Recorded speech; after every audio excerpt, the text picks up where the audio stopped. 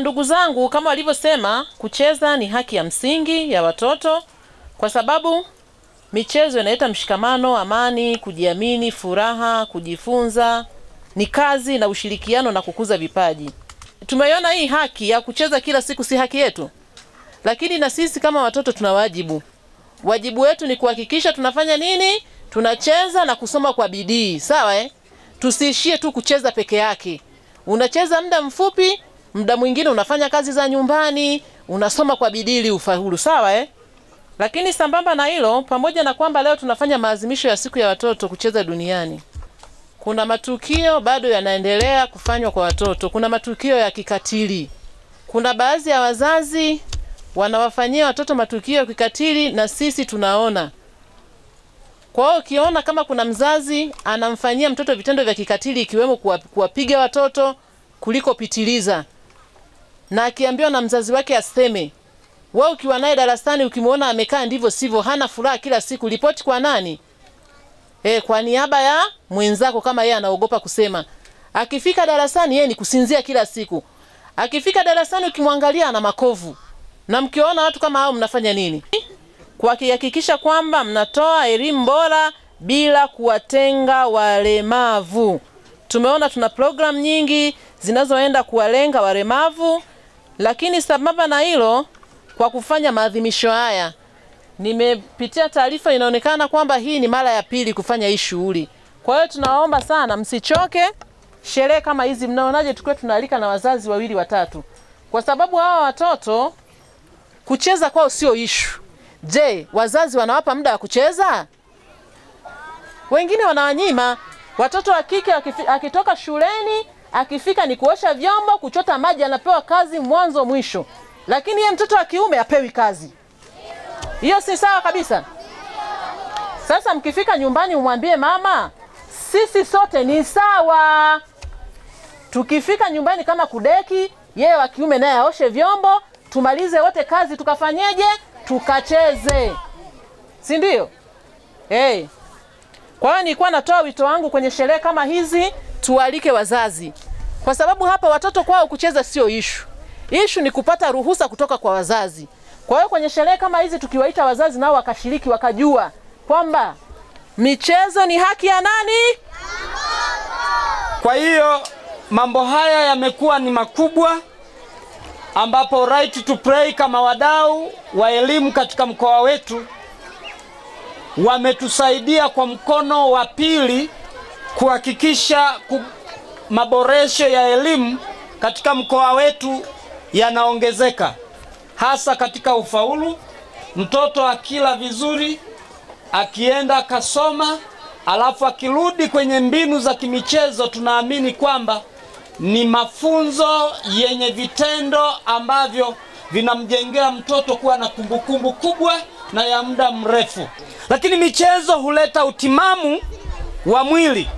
Michezo imetuongezea ufaulu katika mitihani yetu au upimaji wa kitaifa, kuanzia ngazi ya kata kwenda wilaya, mkoa hadi taifa. Tunafanya vizuri kwa sababu ninyi wadau Right to Play mmekuwa sehemu kubwa na kichocheo cha kutusaidia watoto wetu waweze kukaa shuleni kwa muda mrefu, lakini kuendelea kujifunza yale ambayo walimu wanayafanya. Lakini mwisho niseme, sio kwa umuhimu, kupitia hii Right to Play mkoa wa Mara, hususan wilaya yako ya Serengeti na Tarime, wamekuwa kinara cha kudhibiti utoro, kwa sababu watoto wanapenda kucheza na kucheza ni sehemu ya kazi yao. Na ukidhibiti utoro, maana yake umeongeza ufanisi katika ujifunzaji na ufundishaji mashuleni. Right to Play, kwa sababu naongea kama mkoa, msijiwekee kisiwa hapa Serengeti na Tarime. Afisa elimu mkoa na katibu tawala mkoa ana halmashauri 9. Tanueni uwigo ili tuje tufanye hata competition, tuone tukio kama hili linaweza likafanyika vizuri kwa ubora wake eneo lipi. Kwa hiyo nitoe rai kwenu, hata hii mnayosema Save Her City, maana yake imeongea Kiingereza, lakini maana halisi wanayoitaka ni kumhakikisha mtoto huyu wa kike aweze kukamilisha mzunguko wake wa kielimu ili awe na tija katika maisha yake. Kwa hiyo hii tunawapongeza kwa kuendelea kuwa wabunifu na kuendelea kufanya mambo ambayo yanatija katika taifa letu, lakini kwenye eneo la elimu.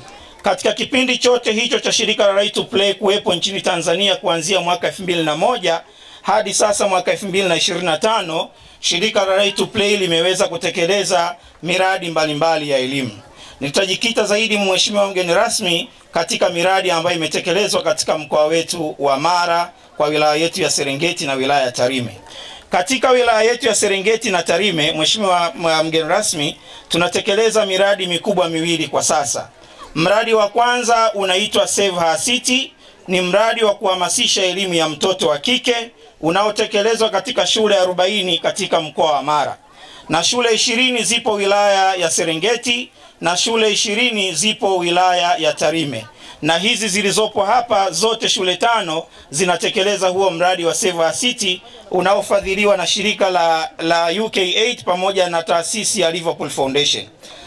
Na mradi huu umeweza kufikia walimu wasiopungua 150 kwa ajili ya kuwapa mafunzo, kufundisha kwa mbinu ya michezo darasani, lakini pia kutumia mbinu ya michezo nje ya darasa kwa maana ya kuwajengea watoto stadi za maisha. Pia shirika la Right to Play linatarajia kuanzia mwezi wa 7 panapo majali wa Mwenyezi Mungu kuanza utekelezaji wa mradi mpya unaitwa mradi wa IKI2, ambao IKI1 ilimalizika na ndio mradi wa IKI1 uliofadhili ujenzi wa ukuta wa katika kile kituo cha elimu maalum pale Mugumu. Sasa inakuja awamu ya pili ambayo pia bado inajikita katika kutumia mbinu ya michezo katika ufundishaji wa darasani na nje ya darasa. Katika miradi yetu hii pia tumeweza kuwezesha shule hizi na vifaa vya michezo ambavyo baadhi yao vimetumika leo katika maadhimisho ya siku hii ya kucheza duniani. Na vifaa hivyo ambao tunavigawa katika shule za mradi ikiwemo ni mipira ya miguu, mipira ya netball, lakini pia tunagawa pampu kwa ajili ya kuhakikisha kwamba hiyo mipira inatumika kwenye shughuli mbalimbali. Lakini pia tunapokuwa na fursa ya uwezo pia tunaweza kushiriki katika kuboresha miundombinu ikipindi inapokuwa bajeti inapatikana. Lakini kwa sasa tumejikita zaidi kwenye kutoa mafunzo kwa walimu pamoja na kutoa vifaa vya michezo. Faida ambazo tumeziona kupitia miradi tuliyotekeleza: kutumia mbinu ya michezo, walimu na wanafunzi wameweza kupata faida zifuatazo. Tumeona faida katika kuongeza ushiriki wa wanafunzi darasani, kwa maana ya kwamba kama alivyosema kwenye risala, kuweza kujifunza vizuri kile wanachojifunza na kukielewa, na imeweza kuongeza ufaulu katika shule za mradi. Mfano wa ushahidi wa wazi ni kwamba miongoni mwa shule za mwaka jana zilizofanya vizuri katika shule za mradi ambazo tunafikia kuanzia darasa la kwanza hadi la 7, katika mtihani wa darasa la 7 uliopita wa mwaka jana, shule ya msingi na Tabigo ambayo iko ndani ya mradi iliweza kuongoza katika shule zenye wanafunzi wengi, ilikuwa ni shule ya kwanza kiwilaya. Hii yote ni kutokana na ari na chachu ya ufundishaji kwa mbinu ya michezo ambayo walimu wetu wanaitumia. Lakini pia imeweza kurahisisha ufundishaji wa walimu kwenye dhana ngumu, imeweza kuwa nyepesi kutokana na matumizi ya mbinu ya michezo. Lakini ni kuongezeka stadi za maisha za wanafunzi. Lakini imekuwa ni motisha kutumia mbinu ya michezo, mheshimiwa mgeni rasmi, imekuwa ni motisha kwa wanafunzi kuweza kushiriki vizuri katika ujifunzaji wao wa ndani ya darasa na nje ya darasa. Lakini pia kutumia mbinu ya michezo imewawezesha walimu kuhakikisha ufundishaji wao unamlenga mwanafunzi ili aweze kuelewa vizuri na aweze kuhakikisha anafaulu mtihani yake na kuendelea na safari yake ya elimu. Lakini kwa kumalizia, mheshimiwa mgeni rasmi, katika mafanikio pia ambayo tumeweza kuyapata, tumeweza kuhakikisha kwamba miradi yetu yote inajumuisha watoto wenye mahitaji maalum ili nao waweze kupata haki yao ya kucheza, kwa sababu ni haki yao ya msingi kama watoto. Na ndio maana katika miradi yetu pia tuna kipengele cha kuwafikia watoto wenye mahitaji maalum, ikiwemo kuwasaidia vifaa vya michezo pamoja na vifaa vya shule ili waweze kwenda shule na kupata haki yao ya kusoma, ikiwemo na haki yao ya kucheza. Lakini pia kwa kutumia mbinu ya michezo, mheshimiwa mgeni rasmi, imewezesha kuongeza mahudhurio katika shule ya mradi, Kwa mfano, kwa tathmini ambayo tuliifanya mwaka huu kwenye mradi wa Save Our City, mahudhurio katika shule za mradi yalikuwa zaidi ya 89%. Yote tunaamini kwamba pamoja na kuboresha mazingira chanya ya ujifunzaji, lakini pia matumizi ya mbinu ya michezo, lakini watoto wamehamasika kwa sababu kwa sasa katika shule za mradi wanapata nafasi ya kusoma, ya kucheza pamoja na kuweza kupata umahiri ambao umekusudiwa na mtaala wetu wa elimu wa nchi ya Tanzania. Na sisi shirika la Right to Play ni wadau wazuri katika utekelezaji wa sera ya elimu ya Tanzania pamoja na mtaala wa elimu ulioboreshwa wa mwaka 2023. Michezo si starehe tu, ni kazi ya mtoto. Ni njia tunayoitumia kujifunza, kujieleza, kushirikiana na kujenga maisha yetu ya sasa na ya baadaye. Kama mkulima alivyo shambani, daktari hospitalini au mwalimu darasani, sisi watoto tupo kwenye kazi yetu muhimu ya michezo. Tunatambua na kushukuru kazi nzuri ya wadau kama Right to Play. Kupitia programu zao tumekuwa tukijifunza kwa furaha ndani na nje ya darasa.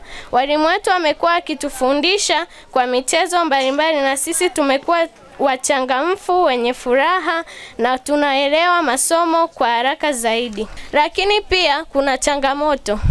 Wazazi wengi bado wanaamini kuwa michezo ni upotevu wa muda. Watoto wa kike hukosa muda wa kucheza kutokana na majukumu ya nyumbani.